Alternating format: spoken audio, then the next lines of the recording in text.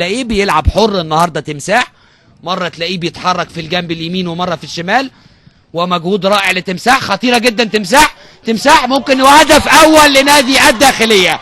التمريره من بدايتها حاول عليها احمد تمساح بمجهود اكتر من رائع، وما فقدش الامل في التمريره انها كانت ممكن تطول منه، وضغط وجابها وغلط مدافع نادي المقاولون العرب محمد ابراهيم، وحاول عليها ولعبها بالعرض بشكل رائع. يمكن الهجمه الوحيده المنظمه، ادي الاعاده شايفينها، وادي تمساح ضغط وقطعها بشكل رائع وعمل العرضيه وارتدت من تيجاني شمس الدين، ويلعبها بالعرض عند لاما كولين الغير مراقب تماما. لاما كولين ادي غلطه، وغلطه الشاطر ب1000 كانت غلطه صعبه قوي من محمد ابراهيم، رغم انه مقدم لقاء طيب جدا، الا ان الغلطه دي كانت غلطه غاليه جدا لانها